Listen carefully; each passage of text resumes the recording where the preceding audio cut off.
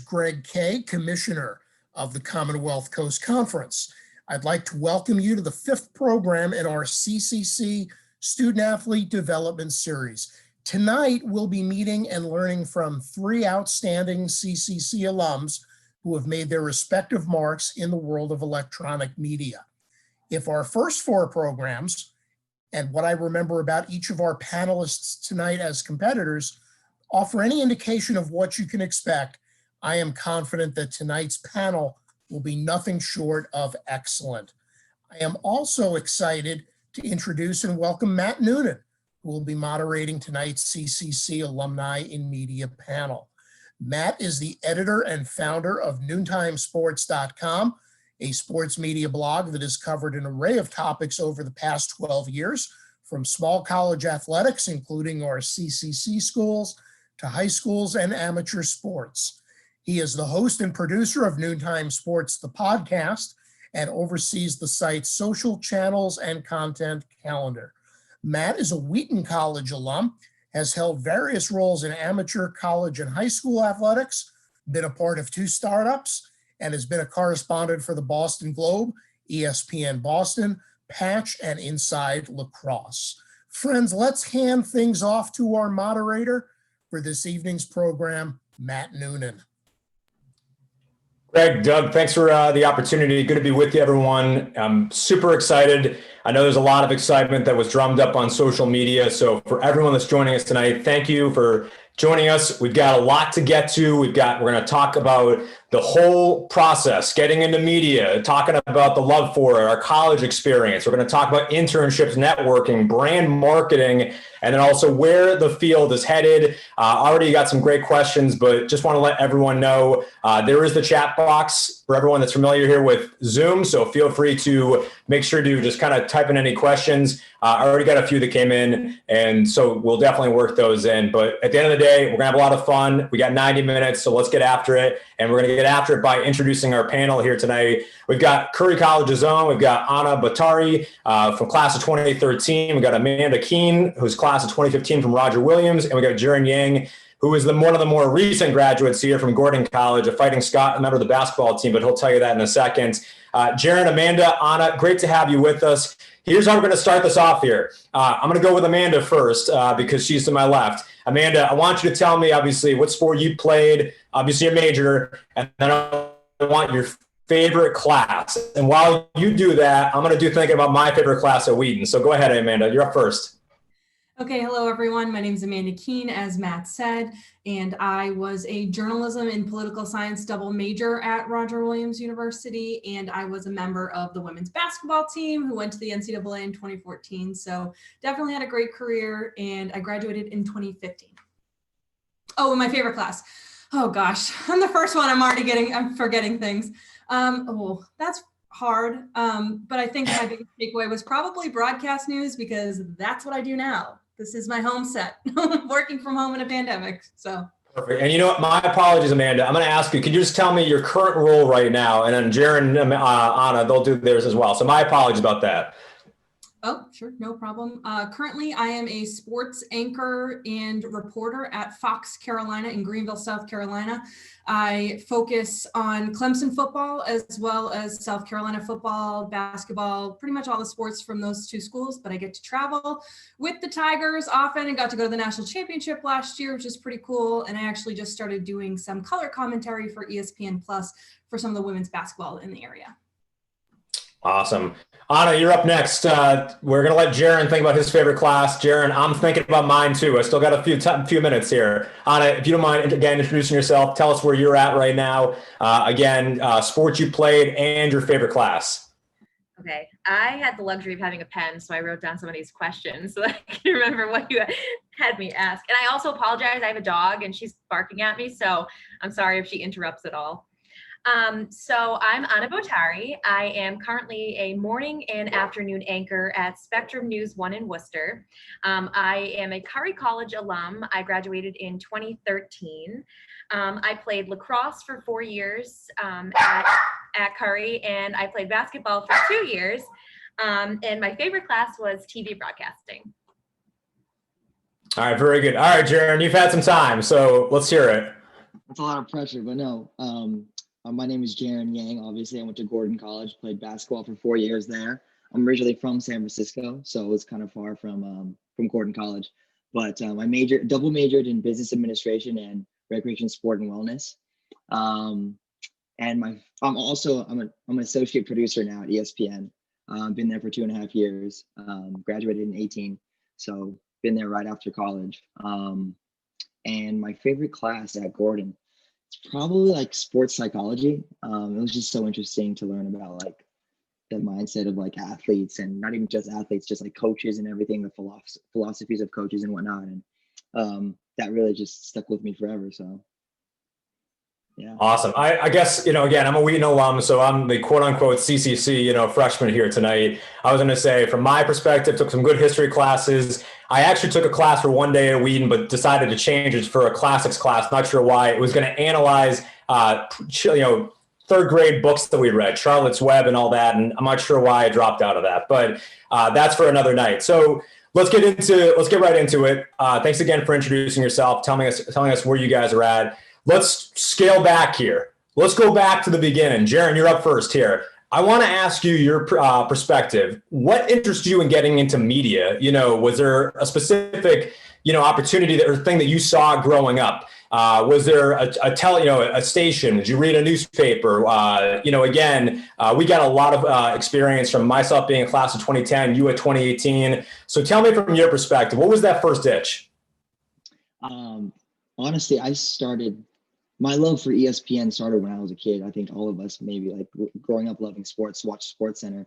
And it was always a dream for me, like, wow, going to ESPN, working there, doing something there. I don't know what it was. So I went to college and knew that I wanted to work in sports right away. Whether it be at like a network like ESPN, or like a Bleacher Report, or like even a team, just something in sports. So, and that's basically where my love for ESPN came from. Like when I was maybe 6-7 years old, every single day watching SportsCenter, and now I get to fulfill my dream and actually work on the show every day.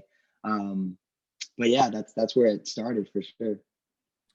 Anna, for me, it's a real nerdy situation. To tell you why I wanted to get into sports, to be honest with you, is we had this thing when I was 8 years old. We moved to a new house, group outside the city of Boston called NFL Sunday Ticket. I don't know if anyone's ever heard of it, but you could be able to watch any game that you wanted to watch. But prior to watching that, I had to turn on NFL on Fox. And for some reason, I was captivated by an animated robot and a deep voice that said, "Welcome to the NFL on Sunday." And for some reason, that was my kind of, hey, I want to do this and so forth. Real nerdy story, I know. The other one was also playing Madden after middle school and making headsets out of Kinects and actually, muting my TV and doing it. Hopefully my mother and my sister did not hear those demos that I was trying to record them. But what was your initial experience that kind of got you excited for this?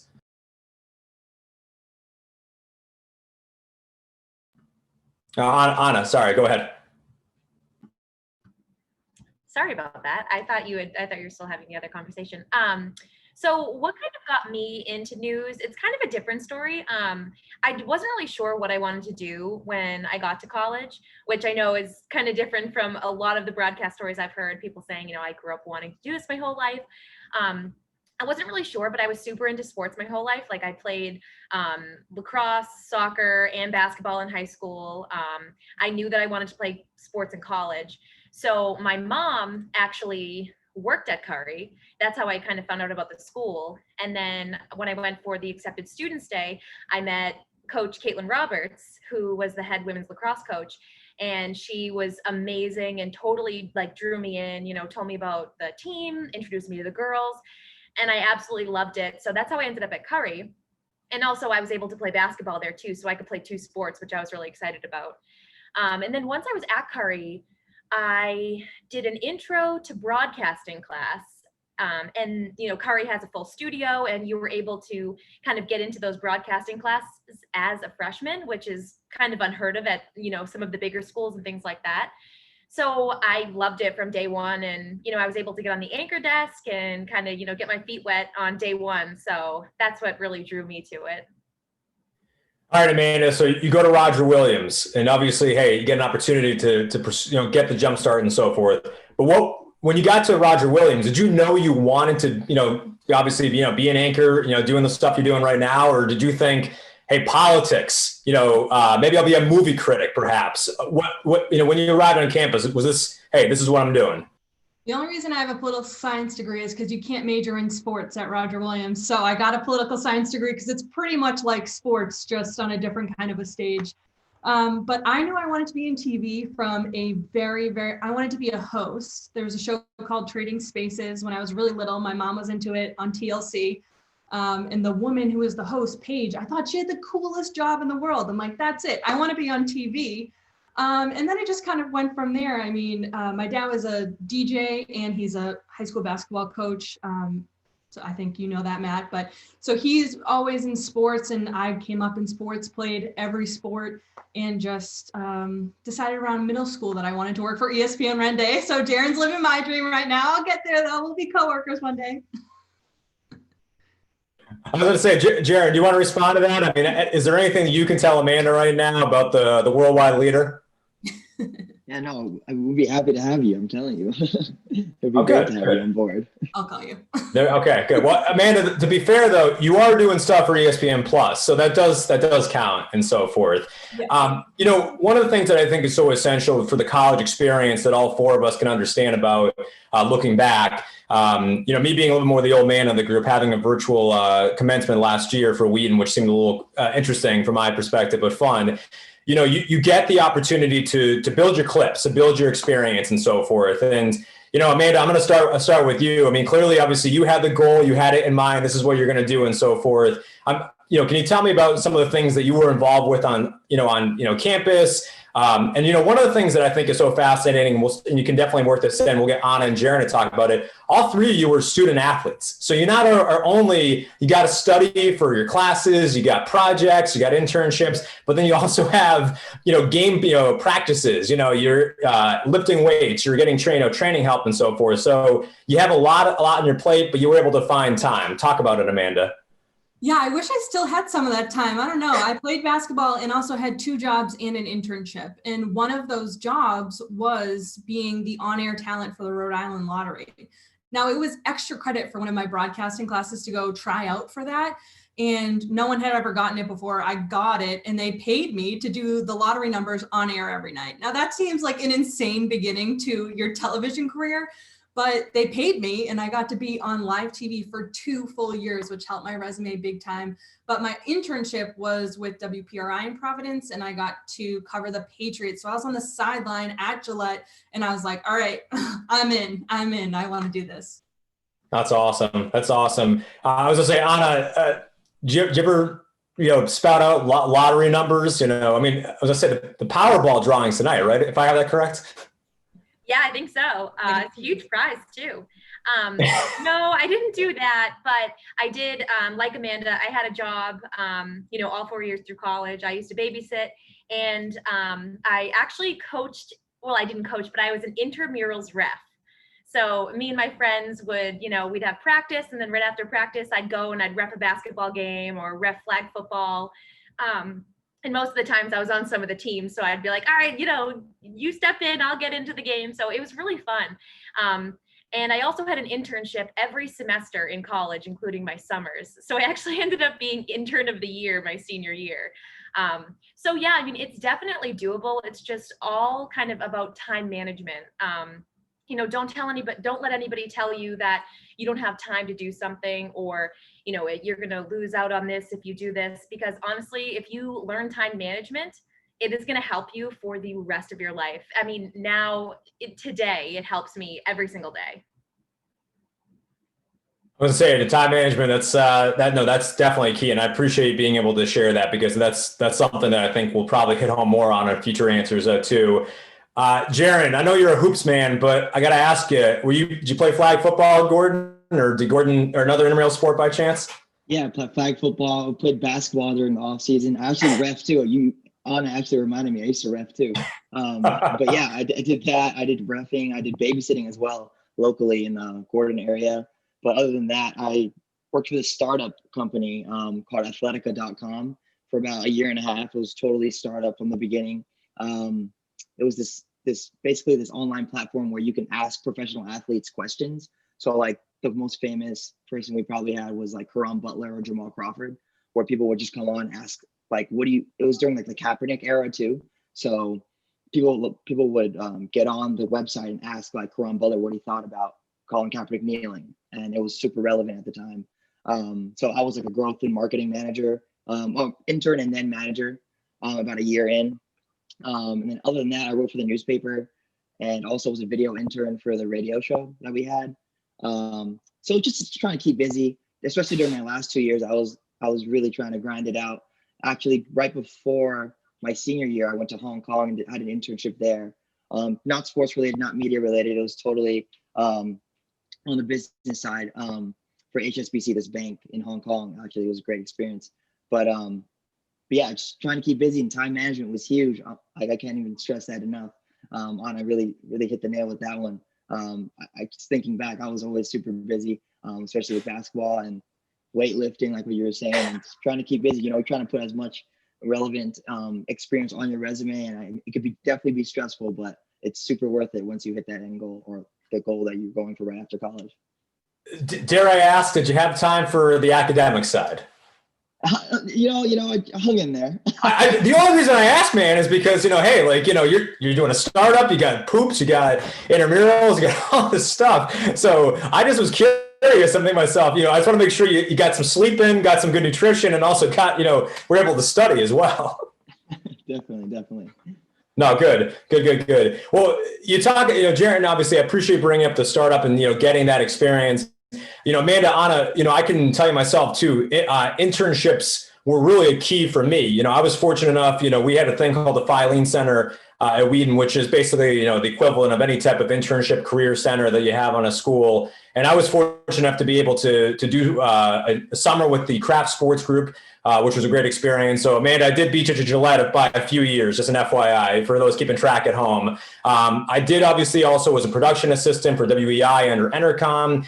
Did that for a couple of years, also got to blog for them too. But the internships were so key for me. And I know obviously, Jaren, we'll get back to you in a second. I'd love to hear more about the startup you're a part of and obviously the other things too. But Anna, I want to start with you. Can you tell me about your internships that you did and just kind of, again, I know that all four of us kind of walked into college. Okay, this is what we really want to do. We're, gung-ho, we're focused on it. But the internship certainly sealed it for me. I presume it sealed it for you. And you also get experience and started building that network, which we'll get into in a few minutes. Absolutely. As I mentioned before, that intro to broadcasting class that really got me interested. My professor, Jerry Gibbs, which I know he's still there, so if there are any colonels in the group, they know exactly who I'm talking about. The first day of class with him, he kind of stressed that, a lot of people aren't going to stick with this profession. You really need to work hard. He kind of nailed it into our heads that, this isn't just something that's going to be, a cakewalk when you graduate. So it kind of scared me, and I panicked a little bit, and I thought, oh my God, I have to get an internship right now. So I ended up taking the class that allows you to take internships my freshman year. So I started my first internship my freshman year. I interned so I've done an array of different internships, all in broadcasting, but the first one was this little startup called the Pulse Network. And actually Butch Stearns, who's now the anchor at Boston 25, for sports anchor at Boston 25, he was running it. And it was kind of like an internet-based TV show, news show, and actually Maggie Rulli was the anchor, and now she works for ABC News. So it was kind of like a really good experience, and I got to meet a lot of great people.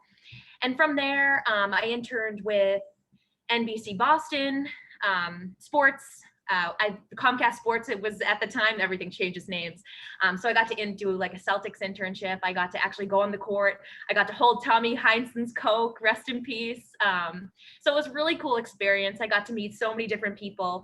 And then I interned at Boston 25, which was Fox 25 at the time. Just an array of different things. I got to do the zip trips in the summer. So I got to meet them kind of on site. And that's what got me interested in anchoring and kind of doing, some fun segments that I've kind of, adapted to where I am now. As a morning anchor, I have had a couple of different shows that I've hosted and produced and things like that. So I've been able to do in the kitchen. So doing a cooking show with a chef. I was doing Fitness Fridays. So I'd go to a different gym around central Massachusetts every Friday and, do classes with them and things like that. So just a lot of fun stuff that I've picked up along the way. And I really think that you need to do as many internships as you can to realize kind of what avenue you want to go in, because you might think, oh, I really want to be a news anchor. And then you get an internship at a sports station and you're like, oh my God, this is way better, or, vice versa. So I think the more experience that you get, the more people you meet, and I guess the better it is for your career path in the future. I honestly, Anna, you hit the nail on the head. I mean, I couldn't agree more. That was you must have access to the entire rundown I made yesterday. So don't tell anyone. So, I was like, good for you. No, but it's so spot on, because, and we'll harp on this throughout the entire time, because again, I think the more experience you can get, doesn't matter what it is, behind the scenes, in front of the camera, all that stuff. And again, there's other areas we'll talk about too. You're so right. And Amanda, I'm sure you could agree too. I mean, I'd love to hear more about some of the other internships or stuff that you had done as well. And just, again, the experience similar to Anna, because, just like Anna, just like obviously Jaren, you're getting the experience, you're building the network, and you're ready to go on to obviously eventually your first job after, all the experience. Yeah, it was pretty much a wide brush. From the moment I was getting recruited, even, I said that I wanted to be the announcer at all of the games. So if any of you have been to a Roger Williams game from 2011 to 2015, I was probably the one announcing your name and doing the reading and doing the DJing at halftime. I did all of those things for my 4 years. As a freshman, I was an intern at Lauren and Wally, which is a Boston morning radio show. Wally has since retired, but I worked in the traffic side, so I had to pay attention to news and traffic all morning, and that was a morning shift. I'd take a nap and then go do workouts at night because, got to get in shape for basketball season. As a sophomore, I traveled abroad and went to Brazil and studied journalism there, and then from there, we played overseas as a team. So sophomore year was my traveling year. I'm very lucky to say I missed that in this house. I missed that for sure. And then junior year, I was an intern at WCBV Channel 5 in Boston in the news department. And I learned a lot there. I love news, I really do. But it was my senior year when I got to be a part of WPRI in Providence, where I was in the sports department. And that is where I was like, yep, this is what I want to do. So exactly what Anna was just saying. I mean, I love news. I worked in news for 5 years before getting a full-time sports job, but that's mostly because I had a really hard time getting a full-time sports job. I was getting beat out by a lot of people, and I really had to grind through it. This is my third job and the only time I've been a full-time sports anchor.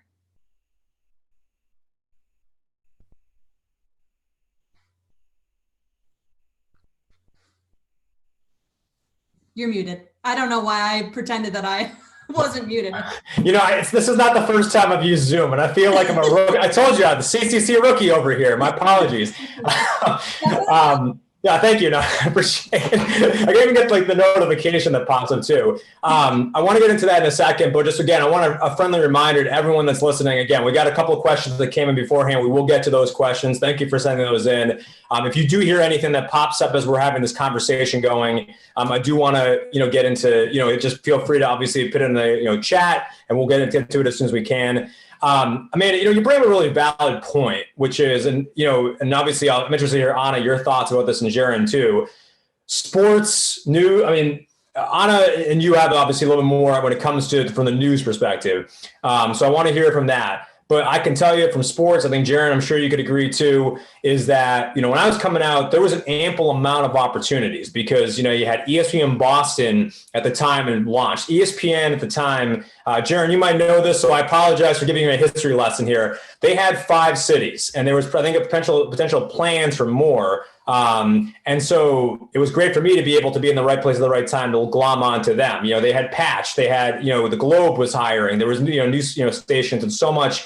There's a lot of different things that were going on. Mind you, 2010, there really was that digital boom that was starting to happen and so forth. But you bring up such an interesting point about, the amount of full-time positions you've had as well. One thing that I think makes this field so tough here, Amanda, that you just hit home on is that there's not a lot of full-time jobs. And, one thing that I know all 4 of us can express to our audience here is that, you've got to pay your dues, and sometimes you got to zip around and so forth. So Amanda, I'm going to go back to you. Can you just kind of maybe expand upon that last comment you made about, hey, it took a while to get to where you are, and again, navigating whether it was, balancing something else with a part-time job just to gain those clips and experience to then eventually getting to that full-time job.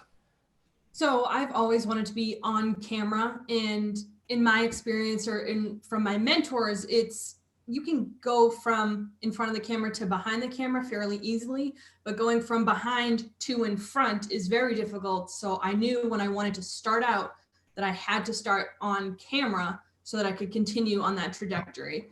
So I had very few interests for local sports. I wasn't going straight to ESPN to be on camera. They're definitely not interested in me at that point.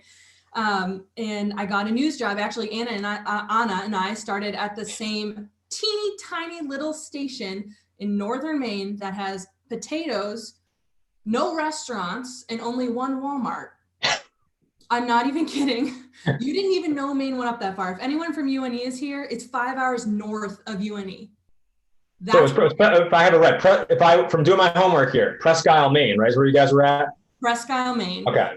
And you started there making minimum wage, and I really had to beg to get any sports looks. And then I finally got a few, but then when Massachusetts called 2 years in, they said, well, we don't have sports. We want you for news. And I said, fine, I'll take it. Like, get me closer to home, get me to a bigger market. And then it was there that I was able to inch and claw my way. What I've learned is people don't know what you want unless you tell them. So I've told every boss exactly what my goals are, and I remind them often if I'm not getting there fast enough, in my opinion. Yeah, and I was going to say, I mean, that's I'm interested from your perspective too. I mean, again, going from Presque Isle to, I would say you went down to were you back in Rhode Island, I would say, before you went to Worcester, if I have that correct? Yeah, so I've been around a few places. So like Amanda, the first job that I was offered was in Presque Isle, Maine. And, I was very nervous about it because I'm very close to my family. At the time, my boyfriend at the time, who's now my husband, I was going to have to move away from him, and we had just graduated college, and I really wasn't ready for that. And, I love to shop. I love, to go out to eat. I love hang out with my friends. And as Amanda said, there's one Walmart, there's no stores. So it was a huge kind of adjustment, but I knew I really wanted this. So I knew if I'd taken this opportunity that it would definitely lead me somewhere that I wanted to be. So again, don't get discouraged, to everybody listening. If, you have to move somewhere, that you're afraid or that is stepping out of your comfort zone, because honestly, it's a leap of faith. And, that time where I was living up in Presque Isle, Maine by myself, I grew so much and I learned so much about myself, and, it really kind of solidified that I wanted this career going forward. So, I mean, I would encourage anybody to do that. Don't be discouraged by the place or, the lack of whatever. It'll definitely, propel you in the future. And I also have another bit of advice that I found to be very helpful in my journey. Before I went to Presque Isle, Maine, actually the station that I work at now, which was, this is my background for news, so it just turned off. Gotta turn that back on. All right. So before I went, I met with the news director in Worcester, and I asked him, I said, I know you don't have any positions open, but I'd love to do an informational interview. And he was like, yeah, sure. Like, come on in, whatever. So we sat down and I kind of told him about the job offer. I said, they're offering me a full-time job reporting there. And he said to me, he was like, I can't offer you a full-time job. He's like, we have freelancing positions. I don't know how often it's going to be. He was like, so. And I said, well, if you were me, what would you do? And he was like, I would take the full-time position. And he's like, and I won't forget about you. He's like, me and you can keep in touch. And, when a position comes up here, I'll let you know. So I was like, perfect. And that's exactly what happened. As soon as a reporter left, he called me and we talked and he offered me the position. So I think like making those connections right off the bat, even if you think that there's, no chance or anything, an informational interview can be it can bring you so many places and get you so far, and whether it or not I had gotten that job, maybe he could have suggested, oh, there's another station that I know an opening at. So it's kind of just a networking thing. That's literally all that media is. It's just a huge networking pile. And the industry is, it seems so big, but it is so small. Like, what are the odds that me and Amanda worked at the same station and in this Hundreds of stations. yeah, like in this teeny station. And, now we're on a panel together, fast forward a couple years. It's just bizarre. And we've never met, but you were talking about that leap of faith, and that's truly what those teeny tiny jobs are. Because like we knew we weren't going to make any money, but we knew we were going to have a very good resume tape. We were going to make our mistakes somewhere small. I definitely made a lot of mistakes, but I don't make those mistakes anymore. And that's how you're able to get better and bigger. There's no shame in going to somewhere small to start at all. No, not at all. Networking has been the key to me, especially from when it comes to a noontime perspective. And, I want to ask you, Jaren, because I'm not trying to single you out as the youngest one of the group here, but I'm curious from your end, I know this too as well from spending a couple of years as in the correspondent role with ESPN on the high school trail. ESPN, there's a lot of people that when they think about sports, they get, bombarded with resumes. I mean, there's people that are itching, scratching, will try to break a window if they need to down in Bristol just to get someone's attention from a hiring manager. I'm curious from your end. Can you tell me about how, did you network your way to get to know some of the people that you're working with now at ESPN? Was it just kind of, faith, luck, right here that you were able to just catch the HR with the right keywords and so forth? Tell me about, I'm just curious how you got your end and, how you've used kind of networking. So you've advanced your career at ESPN as well. And I'm just curious if you don't mind kind of sharing some of the tidbits and some of the experiences. Yeah, absolutely. So it's a little different from Amanda and Anna. I'm obviously behind the scenes. I'm not on camera. That was never like my goal at all. And I don't think I'd be a good anchor or anything anyways. But my sophomore year, I really started getting into LinkedIn. Like that was when it was started to just boom. Like everyone was talking about LinkedIn. Like everyone was making a LinkedIn. And I was connecting with, from my sophomore year until probably my senior year, I knew I wanted to work in sports, obviously. So I would connect with anyone and everyone. Like ask them, hey, my name is Jaren Yang. I'd love to talk to you on the phone. And, I'd go 1 for 20 maybe. And they'd be like, yeah, Friday afternoon, whatever. I'd talk to them for like half an hour. I have my binder actually. It's in my desk right now with more than like 200 people I connected with in 3 years. And I'd always ask at the end of each conversation, could you give me another name to talk to? Like someone else that potentially could, I could learn from. So I did that for years and years, and it finally hit somebody from ESPN. And I thought ESPN there was like no shot, I thought ESPN was a worldwide leader. There's no way, like that's shooting for the stars. So I met somebody and that person gave me this hiring manager at ESPN, and we just we talked totally off the record my junior year. It was during the World Series, actually, I think when the Cubs were in the World Series, and she just like quizzed me on like everything about the game. And I watched the game obviously because I'm a huge sports fan, and I nailed all the questions. And she was like, your media experience might not be as strong as other people's and other applicants when you apply next year, but your sports knowledge is exceptional. And that's what I think, at least in my role, when you first start, especially as an entry level like production assistant at ESPN, obviously these people have media experience, but the biggest thing is sports knowledge and just being able to talk to people and be able to relate to them.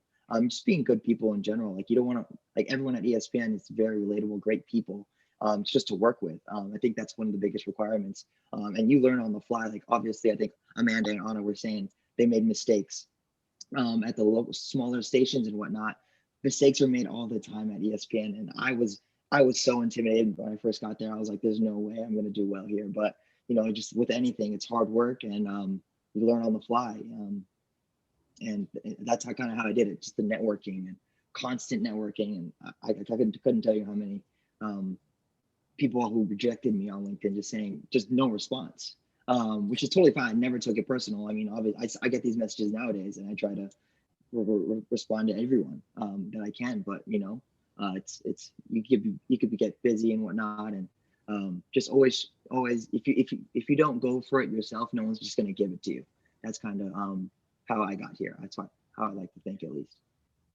Jaren, I just want to say thank you for bringing that up because, I talked to some college students. I've even talked to a couple of high school students that want to learn more about, hey, where did you go to college or what's out there and so forth. And even folks that are getting their first job perhaps, or getting an internship, or have reached out to me directly and said, hey, I want an intern. I want to, get that. And I do explain that. I think I'm with you. I sent about 5-10, random LinkedIn connections, just introduce myself, or I noticed, hey, we either connected here, or I saw you held this particular role, or, hey, I would like to talk to you, pick your brain about that. And, a lot of, the guests that I had on the podcast last year specifically, and a little bit carrying over into this particular year too so far, they've all been LinkedIn connections. They've all just been, hey, you know what, you're doing this, you're doing that, or I'm interested in doing that and type of stuff. And I think that I get rejected. I get people that will ghost me, quote unquote. I'll get people that will respond, and maybe it's not exactly what I want, but hey, maybe I can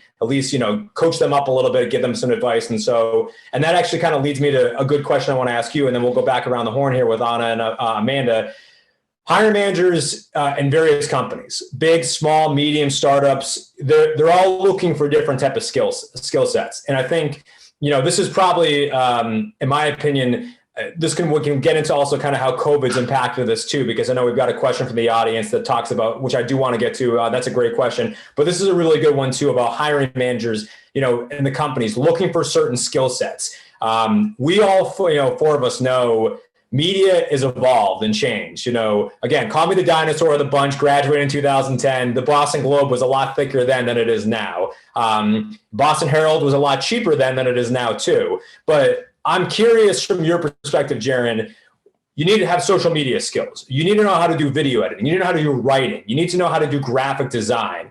There's so much out there. Now, sometimes I might say, really hone in on one or two of those things that you're really good at. Obviously, educate yourself and know what these things are and continue to stay up with the trends. But I'm curious, if you're a hiring manager and you're looking at a resume of a student that's got either a little bit of some internships, one or two, maybe he's got some outside experience from college, perhaps, maybe just working outside of the field, maybe like say as a grocery shop worker or something like that. But, they're interested in getting that entry level job. If you're a hiring manager, what kind of skill sets are you looking for, whether it's a big company, small company, startup, medium size? And you've got obviously, just like, again, we got a wealth of knowledge on this panel. So I want to start with you and just get your thoughts. That's a really good question. I really thought about that. But I think if I was a hiring manager, I initially would talk to the person and just see how hungry they are. How good do they want to be? What is their potential? Like, where do they see themselves in 10 years? Not just this production assistant role or whatever ESPN entry level job it is. Like, do you see yourself advancing, like continue to advance for the next 25 years? Or I think that's one of the most valuable things. And I think that's why I've moved up so quickly. It's like, I want to be more than I am. And it goes all the way back to sports at Gordon College. I got there as a freshman and I wanted to be the best point guard on the team. And I started for 4 years, and I don't know if I improved every year, but that was my goal for sure. So I think setting the goal and reaching it and just making sure you always have that goal in mind. I think Amanda and Anna, their goals were amazing. Like what they did in college and where they are now, like they had a plan and they executed the plan. I think just the hunger and do you see yourself being more than what you are, I guess. I think that's what I would look for if I was the hiring manager. The hunger to me is important. And I think, Amanda, I want to ask you from your perspective, I like drive, I like determination, but one of the things that I look for, I've had a couple of folks that have been fortunate enough to intern for me that have actually raised the bar, which I'm very proud about to say, and have gone on to do some good, gone on to another internship or whatnot, is that they also want to learn and they want to get better, which is, I know, something that you and both Anna kind of illustrated too. I know those are a couple of different things that I'm spewing out. Obviously, Jaren, feel free to echo those sentiments. I don't know if you have other ones, but if you're a hiring manager, are there other skills? Let's look at it from an entry level job perspective. What would you be looking for? Well, if you want to start in TV of any kind, you need to be able to shoot, write, and edit. You need to be able to do it all fast and all by yourself. There is no cameraman. There is no editor. There's nothing but you in a 60 pounds of equipment, lugging it around, looking for stories every day. And if you can't do that, you're not even going to get a sniff, as far as I'm concerned, in TV. I guess there was something else I was going to say, but I got distracted by the fact that like, you have to be able to do it all, because no one has time to teach you. So you have to be able to do it. And the only thing for like interns, like when I interact with interns and I meet them, or people call me and they have questions for me, the only thing I ever like want to say to them, because sometimes I get a bad taste in my mouth depending on how an intern treats me. And if they act like they know everything, that's an immediate shut off. I'm not going to help you from then on, because I don't know everything and you can't act like, you just got to go in and be hungry. Like Jaren said, hungry for that information, and ask questions and be polite, I guess. No, those are good points. Those are good points. Anna, I'm curious if you want to take it to the next level, and whether we focus on television right now. If you're looking, Amanda brings up some great points, writing, editing, being behind the camera, all that type of stuff as well. Are there certain things you think if you put the hiring manager cap on, that you would say, when I'm looking at a resume, okay, you can do that stuff, but I'm looking for other things, in the resume to show that you know how to do that? How would you respond to that? I think I would look kind of just at somebody's work ethic. If they worked at a grocery store, good for you. The fact that you had a job, the fact that you have work ethic from a young age. It's not easy having a job during college, and it's okay if you don't. But I think, especially too, playing sports, I think, being a teammate, learning things like that. I think that's all really important life skills, that will transfer to a job in media. And kind of to Amanda and Jaren's point, it's important to know how to do everything and not to just close yourself off, because I know that there were a few people that I graduated with that were always saying, oh, I don't want to do the camera. I just want to be on TV. And all my professors are like, oh, those days are over, because you see more and more MMJs, which is multimedia journalists, in higher markets. I know in Boston, which is correct me if I'm wrong, but I think it's number 7 market out of 200 plus.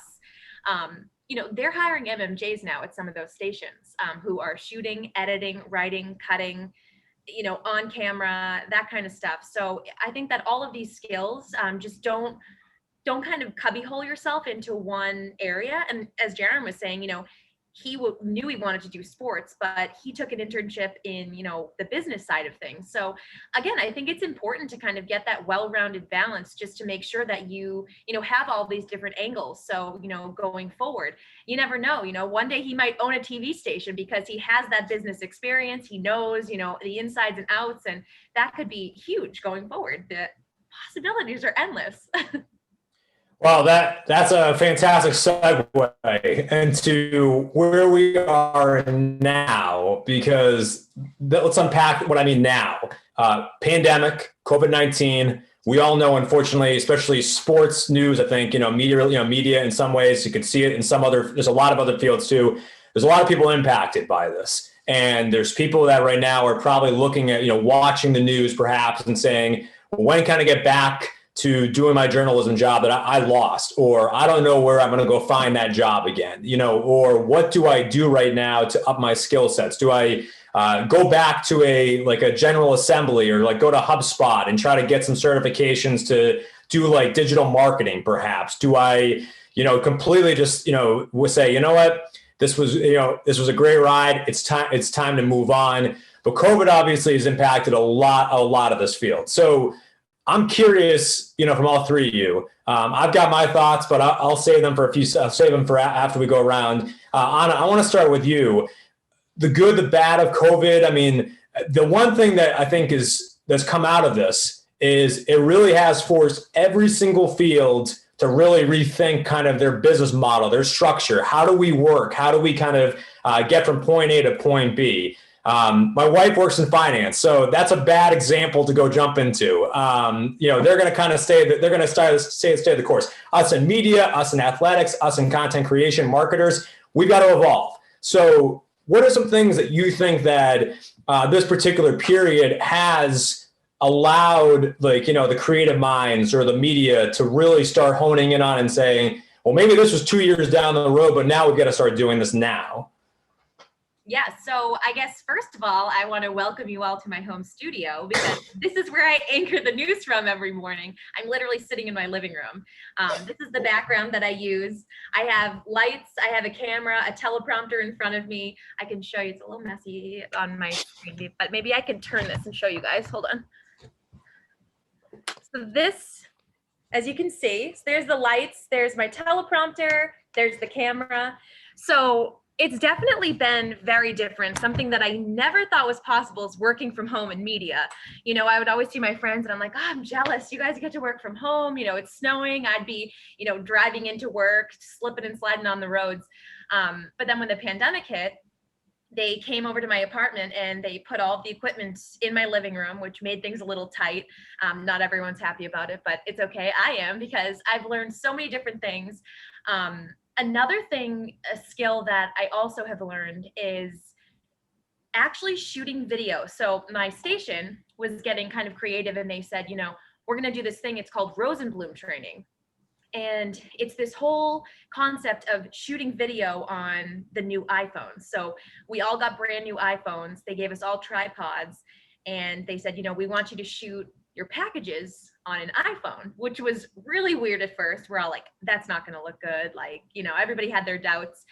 It looks better than a camera. And it is so much easier, as Amanda was saying, lugging around that 60-pound camera, you know, back pain, one shoulder this way because you constantly are holding all of your equipment. So it's kind of been a godsend. And then I also learned how to edit on iMovie. So I would encourage anyone, if you have an iPhone and you have iMovie, use it. It is amazing. You can do transitions, you can do voiceovers, you can do, you know, you can lay all your video out. I've cut packages literally on my phone and I can be out in the field doing it and not worry about, you know, the computer transferring things or getting back in time to do a live shot. I can do everything from my phone. And that has been a huge change for COVID, but I am so happy that I know how to do it. And, you know, I probably shouldn't tell too many people because now I have my friends texting me being like, can you make me a video? I'm like, I don't know. But it's, that's been really cool. And, you know, just the fact of being able to work from home, especially I work the morning shift. So I, you know, shoot my show at 5:15 in the morning. I was getting up at 3 in the morning prior to COVID to drive into the studio, you know, then to get ready and then read through my scripts and all that stuff. Now I get to sleep until 4. And then I walk to my living room, easy commute, and get to sit here and go through my script. So, I mean, it buys me an hour in the morning, you know, and it's been a huge change, but it's been awesome. Amanda, I'm curious from your perspective, are you doing, you know, sportscast from home? Are you still getting to go in the fields? What's going on from your perspective with COVID? Well, I guess when COVID first hit, I panicked. I closed on a house, my home, the day that the NBA shut down. So I got my keys, went to a bar to celebrate, and the NBA shut down. And I said, how am I gonna pay my bills? So it makes you think a little bit about what else your skill set allows. There's lots of ways to tell stories that isn't on TV, but I am so lucky that I was not one of the ones who was laid off. I was able to maintain sports, and I'm lucky that I'm in a huge football market because Clemson football rules all. So that is my main job, and thankfully I'm still able to do it. But I'm anchoring from home 3 days a week and in the studio 2 days a week. So I'm literally in this much space in our guest room. Thank God we got one because we were in a studio apartment prior to that. And my fiance is working from home now as well. So that would have been tragic. But this is my little at-home set and I'm doing it from home. And I got the opportunity during COVID to really tell some actual sports stories. So much of my day is just running around, getting a Clemson basketball game. Oh no, now I need a high school basketball game. Oh no, Dabo decides he wants to talk today. So I have to clear out my whole schedule to talk about Dabo Sweeney, and that's fine. But during COVID, I got to tell some stories and that was like really nice. I really missed that part of news. But we're still anchoring from home. And like I went to the ACC championship game a couple weeks ago because Clemson was in it. And we went to their home games, but we didn't go to some things. Like I still did high school football every single week. We have high school football here, so nothing is canceled down here. We have horrible COVID numbers, but no one really, there's no rules. So they still have everything. So we had full football shows and we did all of that, which was a new level of anxiety I didn't know I could feel, running around these places with people, full football stadiums worth. But that's another story. Yeah, so I'm working from home. It seems insane, but I'm also shooting things on my iPhone, doing Zoom calls, but then I'm also out in the field as well, because there's a lot that we can't do from home with sports. I have to go to the game or else never gonna have video of it. Sometimes, other times I rip it off of ESPN's feed. A good transition over to Jaren. Okay, so Jaren, I don't want to spend this, as much I know there's plenty that's been written, there's plenty that's been said about your company and so forth. One thing that I think is fascinating that maybe you can talk about is that ESPN has relied more on, broadcasters being like, quote unquote, actually either in the studio or from their home. We saw it on one of your competitors a couple of weeks ago when Tom Brady and was playing at Tampa Buccaneers. Tom Brady was playing against Washington football team. We saw who was at home and who was actually at the stadium. Your company, obviously, a little bit mix of both. Is that fair to say about kind of who's at home and who's not? And again, mind you, you're not only. I know you're going to talk about probably on the television side. You've also got reporters that are on the digital side that have to either be at press conferences that are like this right now on Zoom, or maybe in Amanda's case, perhaps we're allowed to get credentialed to go cover a national, an ACC championship game, or perhaps be down, obviously, to go cover the national championship game. So how is, from your end, can you talk about what you can disclose, what's been going on with you guys? Yeah, so obviously, like you said, ESPN's been in the headlines the last couple months with all the layoffs and whatnot, but I was lucky enough to stay with ESPN. But I don't work on the live event side, but I do know that they are like calling games from the studio or their home. Like I think when the first sports event on our air happened, I think it was KBO, and they were from home and it was so delayed, and they've improved so much. Like I think all the baseball games that we had on our air, pretty sure A-Rod was in the studio every single time. So seeing them around is a lot different because they're usually just on the road all year. But there's definitely a lot more talent in-house. I think initially when the pandemic did start, every show like had guests, and to this day actually, have guests like on Zoom, and sometimes the connection's gone. And that affects obviously the live production of whatever show it is, the live event or the studio show. But it also, like, if my Wi-Fi cuts out, like that really hurts too. So other than that, though, I mean, ESPN is pretty good with their technology, and Disney and whatnot. They've adjusted pretty well to where most people can work from home pretty much full time. But I still go into the office here and there. It's just to like, it's not like it's a dangerous place. There's not many people there and whatnot. So just to reach like peak efficiency, I'll go in here and there. But definitely it's different seeing a lot more talent, and they're calling games, like you said, from the studio and even from home. Thank God this happened. I mean, not thank God, but in 2020, the pandemic happened compared to like 2010, where I don't even know what would happen. Like, just the numbers would spike even more, I guess, because everyone could just work from home nowadays. But back then, I mean, who knows? So. Jaren, I want to go back to you because Anna said something a little while ago, which is kind of along this theme of that you could have your own network one day. And I was myself fortunate to be a part of the start of LAC Sports Network back in 2015, was there first night, January 5th, 2016, going on air. Obviously, it was a helter-skelter, but it was quite fascinating to be a part of seeing something that was a whiteboard, an idea come to life and so forth. And those are happening. Anna also talked about Butch Stearns, who's back at Fox 25, part of the Pulse Network. One of her former colleagues, Tyler, I'm drawing a blank on his last name. He's now in more digital marketing is what he's doing. Yeah, thank you. I was going to say, thank you. So, I'm just kind of curious from your perspective, because we had a great question that came in. We had a lot of great questions. Again, thank you. And we still have plenty of time here, guys. So if anyone that, folks in the audience that do have questions, please send them in, because again, we're trying to go through as much as we can and want to make sure we answer your questions and position you guys for some good success in this field going forward. Because again, we're here to try to not give a PSA perhaps to go to media, but tell you why we're enjoying it and why you can do it, and we believe in you. But I'm curious, Jaren, I want to start with you. Like I said, Anna made a great point. You one day could take some experience you have and you could be perhaps, start your own digital network, whether it's a TV station, whether it's radio, podcasting, all that type of stuff. Where are you seeing this going from? And I want to ask you just specifically on the sports side. We'll get to news in a second from Anna and Amanda too. Amanda, I'll have you jump in right after Jaren gives his answer to give. And Anna, if you want, I know you've got some sports too, so I'll let you follow. So let's go Jaren, followed by Amanda. And then Anna, I'm going to have you wrap up before we go to the next question about the news and so forth. So loaded question, Jaren, but let's do some brainstorming here for our audience here. Where are you seeing things happen? Where are you seeing things going from sports perspective? You're talking about sports in general.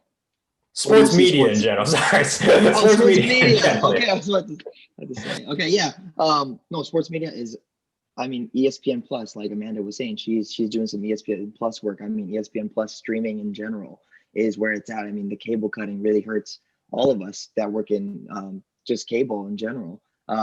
Streaming is definitely where media is going.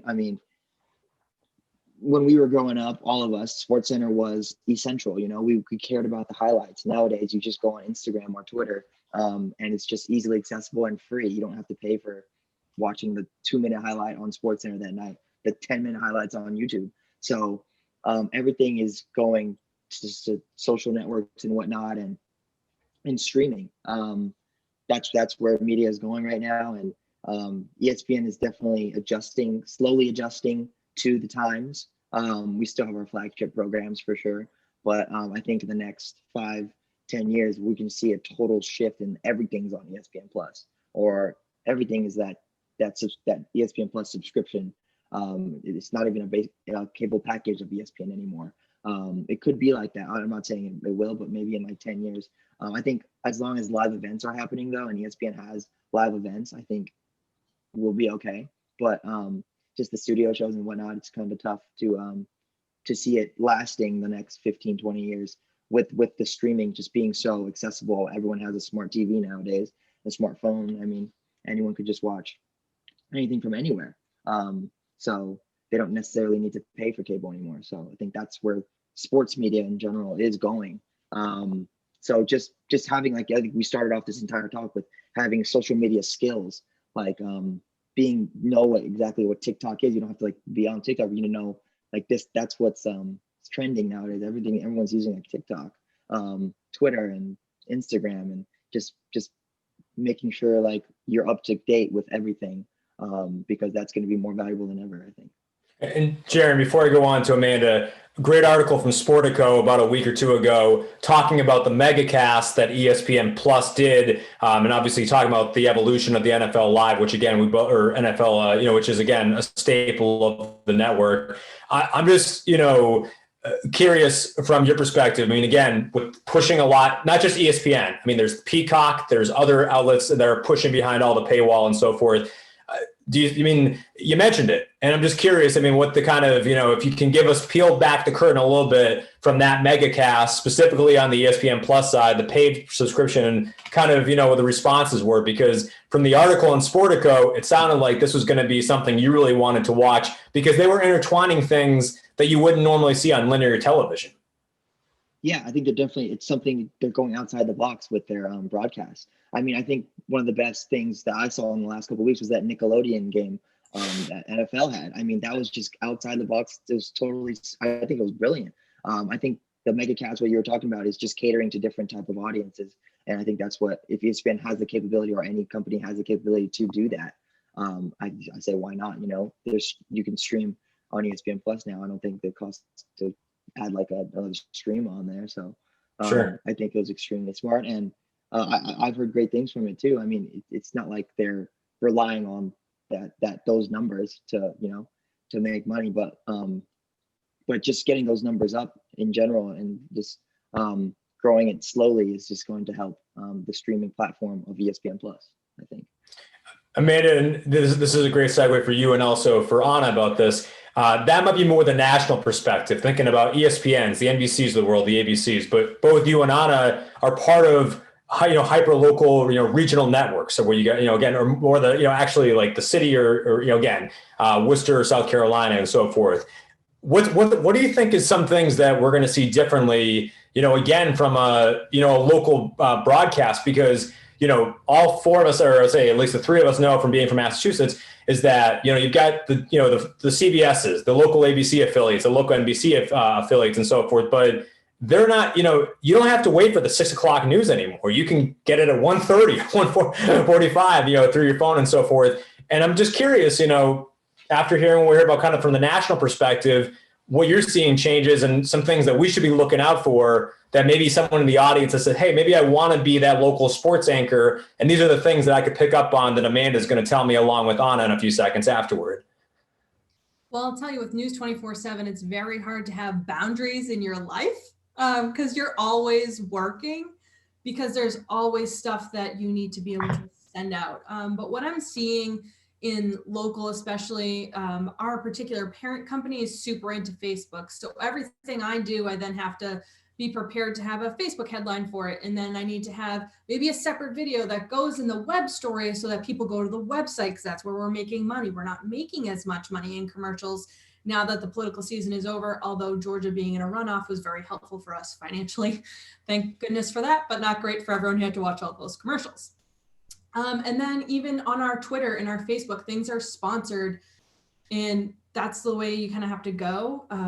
Everything, any new idea I have that I have to bring up has to also have an idea of how it's going to make money. And that's not anything I've ever had to think about before. But that's a lot how local news, I mean, it's struggling because people want it right now. And they're all over us on Facebook and Twitter and Instagram and everything. That's also where the trolls are, which isn't as fun. I think everyone knows local news trolls are their own breed of troll, but it's just everything you're doing, you have to be able to do a little bit of everything. There's not just a web producer anymore, although we are lucky to have a few. That's rare. You have to be a reporter and an anchor and a photographer and a web producer. So it's a lot of things. You have to know at least a little bit about everything. And I think that's only going to continue as newsrooms like mine, like ESPN, like any newsroom in the country is downsizing. There's huge layoffs, and we're just keeping the same amount of people and producing even more content. So there's a lot of, you're just always working, because I'm sending you that push notification at 1:30, Matt, to your phone that says Dabo Sweeney breaking news. And I keep talking about Dabo because he literally runs my life. And then I give you another update on Twitter at 4 o'clock, being like, tune in at 6. And then I tell you at 6, you have to tune in at 11 for the full story. I'm only giving you a little tease at 6. So you're just always going to try and keep people engaged, because that's the only way you're going to make any money. Totally. And Anna, from your perspective, let's focus in on Worcester here. And again, one of the things I think is fascinating about Worcester is not only, obviously, if I have this correct, Spectrum has been kind of rebranded by, you were Charter TV3, if I have that correct, right? Back in the day? Yeah, back in the day I worked there, and then they were bought out by the Spectrum networks. Okay, so we're seeing, yes. So I'm curious. I mean, we're seeing that, and your neck of the woods also really thrived. Let's say maybe about good 20, 25, maybe about good 20 years ago, maybe even 10 years ago. Worcester Telegram and Gazette. Worcester to me is such a fascinating area of the state, because there's so much that goes on there. As small as it sounds, there's actually a lot of stuff. Amanda, I know you can speak to Springfield too, so we'll get to that in a second. But how do you feel like local news, especially because you guys are catering towards the Worcester area? Yes, you got to tell what's going on east of you guys, or west, or from a national perspective. But what I always viewed about Worcester, in my perspective, from a media perspective, is that that's you guys and the TNG. And you guys are essential, but there's changes going on with you guys, just like there is with the TNG. Yeah, so I think something that kind of makes us unique is when Spectrum took over for, from Charter, it's still the same company, but all just in one. When we became a Spectrum station, we have a Springfield reporter and we have a Pittsfield reporter. So we almost cover all the way up to the New York border. Which is unique and it's different, but you get to kind of learn all about Western and, Central Mass. And another thing that our network is 24/7. We're a 24/7 news network. So anytime you turn on Spectrum News, we're on there. We have an app where, we push to that. You can watch our app. Anybody can watch it. So it definitely is different and it's a good thing because we take pressers live. So there's no need for people to go, on Twitter to watch a presser. We'll say, hey, just stay on our news station. We're going to take the presser in 10 minutes. Biden speaking in 5 minutes. Governor Charlie Baker is going to be on, that kind of stuff. So that definitely makes us unique. And also the fact that if there is breaking news, I can hop back up, go live and update a story live on the air. So we have, it's awesome. And I think that might be, if I were to predict, I would think that a lot of news stations are going to move in that 24/7 direction. Because as we were saying, people are always looking for content, whether they're on Instagram, TikTok, Snapchat, I know has a lot of, little news outlets and people doing short videos and things like that. Just to kind of keep up with obviously the younger generations, and everybody wants, that instantaneous, you get a push notification on your phone. You want to know right then what's happening. You're not going to wait until 6 o'clock to see it. And that's something that we have the ability to do. We can update our news right away and it can be on the air in 2 minutes. So I think that's something that kind of stands us apart. Yeah, no, for sure. And, you mentioned 24/7.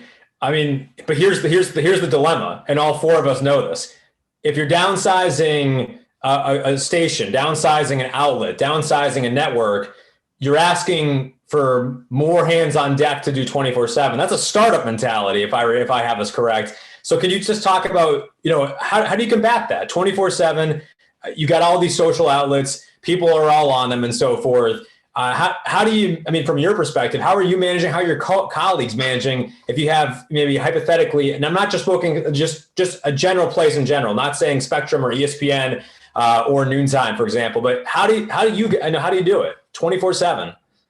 Expand your skill set.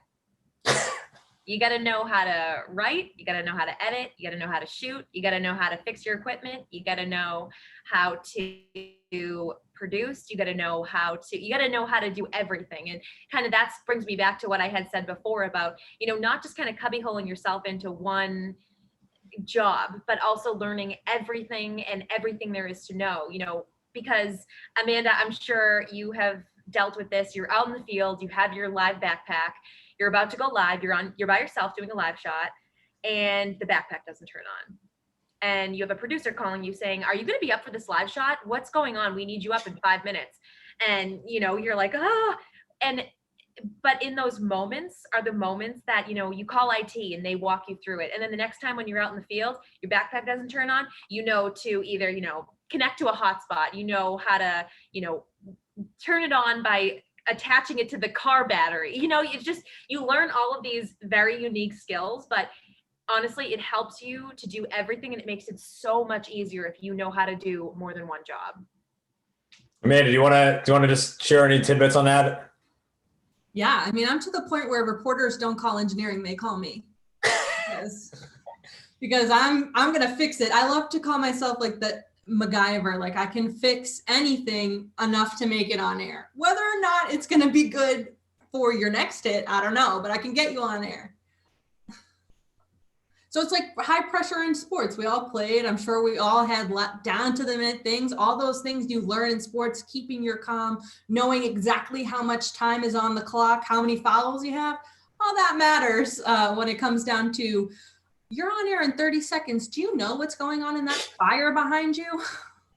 I think it honestly, like you were saying, it brings you back to that moment. I think that a lot of us are in media and want to go into kind of those things because it is that high pressure situation and you have kind of this high and then finally you finish it and it's like, oh my God, we won the game, or, oh my God, we won the championship. And it's like that, but every single day. So if you are into that high pressure situation, this is the route to take.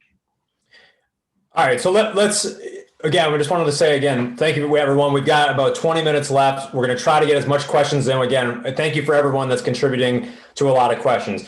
One of the things that I want to get to before we get to a few more questions, just from the Matt Noonan perspective here, is there are people in this audience that are at all different levels. There's some students, there's some grad students, there are folks that obviously that may have that first job, maybe in between that first job and so forth. And some of them are going to ask a question that is a general, which is a great question to ask, which is, where are the jobs and where are they headed, perhaps, and where should I be going, and so forth. So, Amanda, I want to start with you. If you could give an advice, let's just pretend, young Amanda sitting here in this audience here too, sophomore year, junior year, and they're listening. And again, it's a total different time than when you graduated in 2015. It's 2021. What would you tell your young self? And again, Anna, I'll get your reaction, and same with Jaren too. Where are the jobs and where are you going? So I'll start with you here, Amanda, and then Anna, you follow right after her, and Jaren, go after. You'll wrap it up before we go to the next question. So Amanda, we'll start with you. Well, I was hyper focused on TV. So there's a literal TV job board site that you pay like, I don't know, $20 a month or $20 a year, not a month. And it's called tvjobs.com, and any TV job in the country is posted on that site. And I went through every single night and applied to every single one of them. I'm not even kidding. Pick a state. I applied to a job there. I sent out 150 plus resumes before I got a call in Maine. But the jobs are where you want to be. If you live in an area that maybe isn't a big media market, but you want to do some color commentary, like I got this color commentary job that I've been doing because I told one of the sports directors, the athletic directors, I was like, hey, if you guys ever need anyone, oh yeah, of course. Like we actually do need someone to work our ESPN games. I was like, great, call me. Just stuff like that. Just reach out to schools. Do you need help filming? A lot of our photographers on the side also do games for all of the local colleges. So anywhere you see media, someone's running that camera, or someone's writing that blog post. So go to that website and start looking at stuff, I guess. Anna, your thoughts. What would you tell yourself right now? Where are the jobs? Where are you going? Yeah, I would, if I could go back and tell my younger self something, I would say, that the risk is worth it. Because obviously that first job, you're nervous, wherever you're going to go, and I would just don't be so hard on yourself. Again, if you reach out to 100 jobs and you don't hear back from any of them, don't get discouraged, because, if you have the determination to apply to 100 jobs, you will get one. It might not happen in the time frame that you think it's going to, but it will happen. And I guess, same with Amanda, looking at all of those TV jobs. There's a few other ones. Also kind of looking for Facebook groups, because there's a lot of Facebook groups of young aspiring journalists that you can reach out to, and people will post jobs on those kinds of things. Networking. Again, us four now who actually work, in the media, reach out to us, because we might be able to introduce you to somebody that can help you down the road. And again, making those connections. Even if you know a news director that you're not going to get a job there, it's, again, a Boston news station, but for some reason you get in front of the news director, just tell them what your goals are, network with them, have them be a mentor, because you never know where that's going to lead you. When I was working for the Comcast Sportsnet at the time, Kyle Draper, who was the Celtics guy, and he's now in Sacramento, but we still talk to this day. Like, me and him will call each other every so often, and I'll ask him, I'll tell him what I'm doing, he'll look at my resume reel, he'll give me advice, that kind of stuff. And I mean, that was so long ago, but it's a connection that I'll never forget. Contracts that have come up, I'll send it his way, and he'll tell me, and now he's actually an agent. So it's just a whole, and then that brings it to a whole nother level, the fact of finding an agent and that kind of stuff. So there's so many ways to break into the business, and, just to keep those options open. And again, use your contacts and, have people help you. And it's always a learning curve, and you never can learn enough, and you can never make enough contacts. So I would just say, introduce yourself to everybody, have business cards, give everybody your email, and keep in touch. Okay, Jaren, we do have a few more to get to. So I'm, again, I apologize. I know that Anna and Amanda have given some great answers. Anything else you would like to add before I start the next kind of, rattle off the next couple of questions here? Because again, I know we get some great questions, and I want to make sure we get to as much as we can here with about 14 minutes to go. Yeah, no, I think they hit it right on the nail. I think the networking is huge. Even behind the scenes, I do a lot of content creation and video editing. And I think if I'm in college, if I'm looking for a job, I'm I'm sending out my videos on my social networks. I'm trying to get it in front of somebody, because I even to this day, I go on Twitter and I see a really, really cool video edited really, really well. And I look at the account and it's a college student. Like that is huge. Like, you never know who's going to see this video or this, whatever you're putting out. Your brand is very important, and just marketing yourself, especially with today's day and age with social media, it's very easy to, I think, quote unquote, easy to get your name out there, like with LinkedIn and with Twitter. And you can, all it takes is like to go viral, like 100 retweets, and it's in front of a hiring manager at ESPN. Boom. You know, it's just, don't do nothing, I guess. Especially if you're trying to like content create like what I do. It's always good to hone your skills and get your name out there. All right, we've got about 13 minutes. When I was doing radio shows back at Wheaton College Radio on a station that no one could hear, our final segment, the final lap, a lot of quick topics right after it. So we're going to get as quick as we can. We got a lot of questions, starting with you, Jaren. Real first great one here, which is something we can all relate to. We're all, all three were student athletes. Something that you can take from your student athlete days that you're still applying to your role right now at ESPN. What is it? I think time management. To this day, like working in live TV, like they were saying, it's the drive and whatnot, but I have a hit time in about an hour. Like, I have to hit that hit time or it's just not going to air. I think that just goes back to being a student athlete, and I only have 3 hours of workout, and then I need to get this homework done, and then I need to go to the lift after or something like that. I think time management definitely stuck with me. Anna, same question for you. What's something you've taken away from your playing days? Absolutely. Time management, as I said before, teamwork, obviously, and respect. From being that freshman on the team, trying to find your role, to being a senior and being a captain, and kind of all the way in between, you have to respect everybody on the team. You have to respect your coach. You have to respect your teammates. You have to respect the refs. You have to respect the other team. And that's how it is in real life. You're at a job, you're not going to agree with everybody. You're not going to get along with everybody. But as long as you have that mutual respect, that will bring you through. All right, Amanda, I got to switch topics here. Next question. Is there anything that you wish you knew before you entered the media world? Obviously we all knew something when we were getting into this, but did you know, is there something that, that you wish you had known before getting into, your first role? You're doing an internship. If so, what would it have been? Oh gosh, if I could tell 21-year-old Amanda so many things. But I guess take some time for you. You can live this job. Truly, it can consume your entire life, all your relationship. But I've missed every holiday since I started in college, and it's a lot of sacrifice. But take some time, find a vacation day, use it. They pay us for them. Like, find a day to take, and don't turn on your phone, and just learn how to be you and not just the job. Anna, same question. Something that you wish you had known prior to getting into the role you're in now. Oh yeah, 100% what Amanda said. That is absolutely key. Not putting too much pressure on yourself. Of course, there's always going to be that pressure that you want to put on yourself, especially as athletes.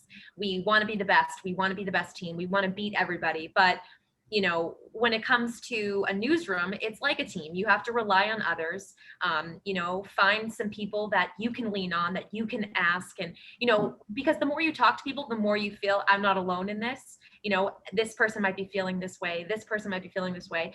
And, the more you talk to people, the more that you can, kind of feel that sense of, teamwork, I guess.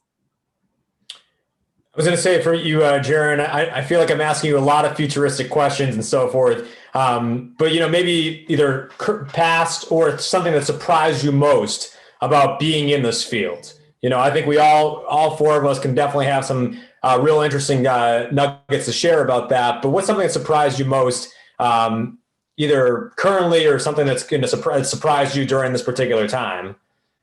Yeah, no, I think I go back to when I first started. I didn't think ESPN ever messed up, on air. And I messed up one time, and I went to my manager. I said, all right, how many more days do I have left? I'm like, is it it? I'm done.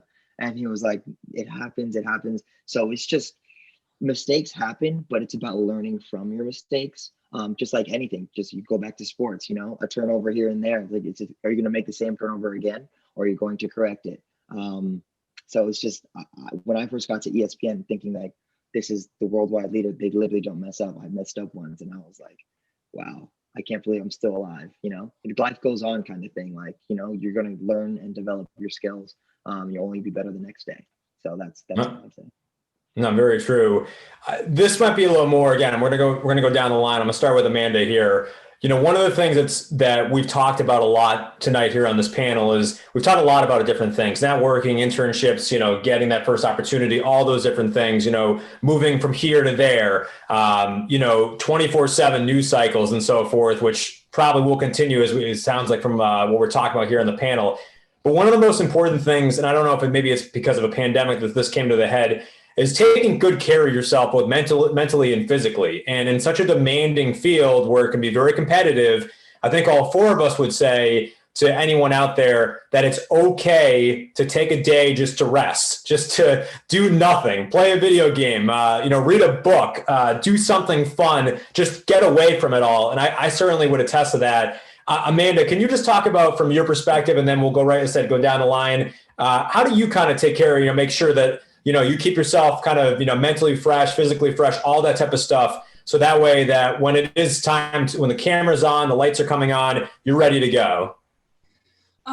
It's really hard. It's hard because you start off so focused on this job and this is your whole identity. I mean, my whole life I was a basketball player. My career ended with an injury. And then now the only thing I want is to be a sportscaster. And it's important to surround yourself with some people who are outside of that bubble. So I was really lucky when I lived in Springfield. I did an Irish dance class once a week. I was a competitive Irish dancer. That's like aside from the sports.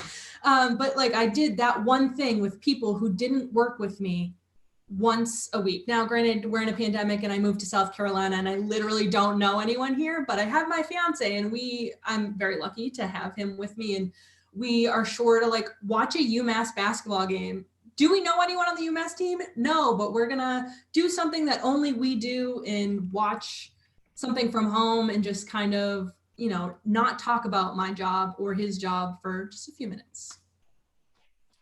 Anna, tell us how you kind of obviously do the same, keeping yourself mentally, physically, emotionally kind of in the game, but also, hey, when you need to step away to recharge, how you're doing that. And helping yourself, obviously, continue to do the best job that you can when you're called upon. Yeah, definitely. I would say, I'm kind of in a different position where I am, under 2 hours away from my parents and my family. So I'm able to see them a lot.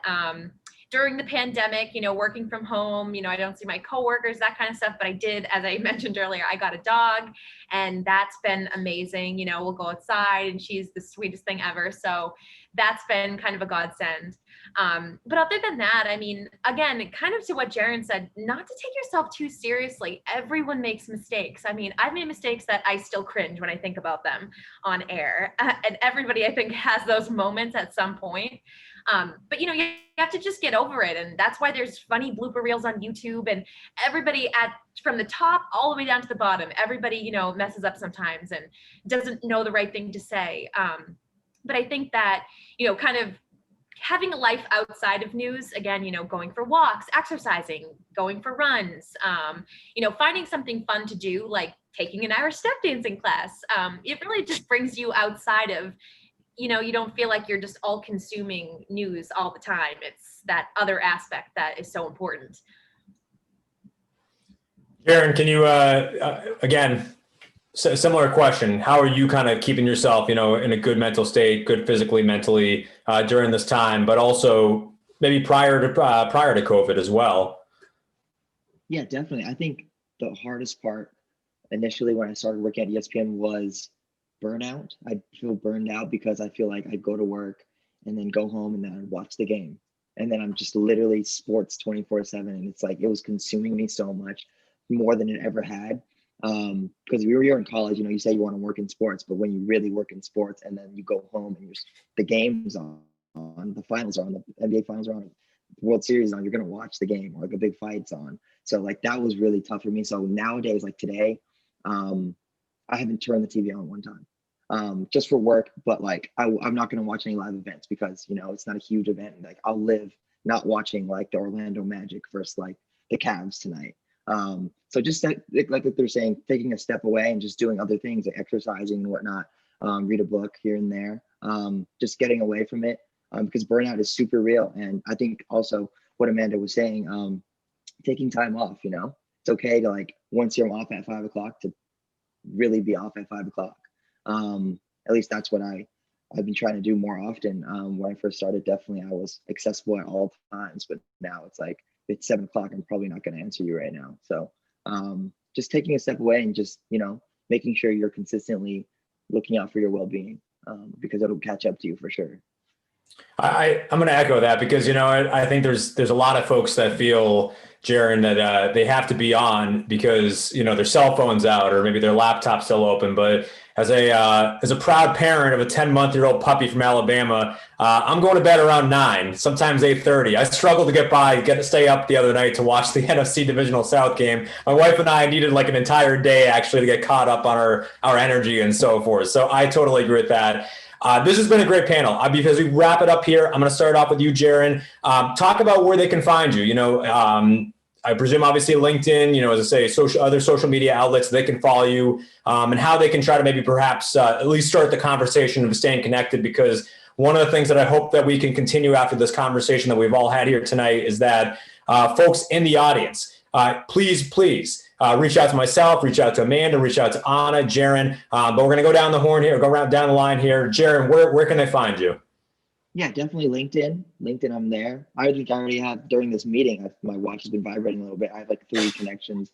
People trying to connect with me. Definitely LinkedIn. I have a media account on Instagram to see what I do. I post on that pretty much weekly. And you know, I'm very accessible. You know, just message me on LinkedIn. I'd love to get on a call with you and talk about what I do and what you could potentially do in the media as well. Awesome. Anna, same question. Where can they find you? So I am also on LinkedIn. I am on Twitter. I am on Facebook. You know, I'm on email.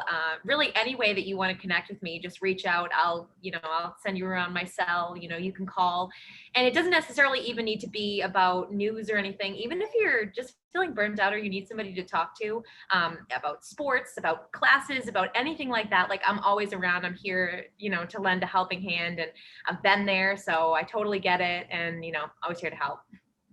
All right, Amanda, you're last but not least. Where else can they find?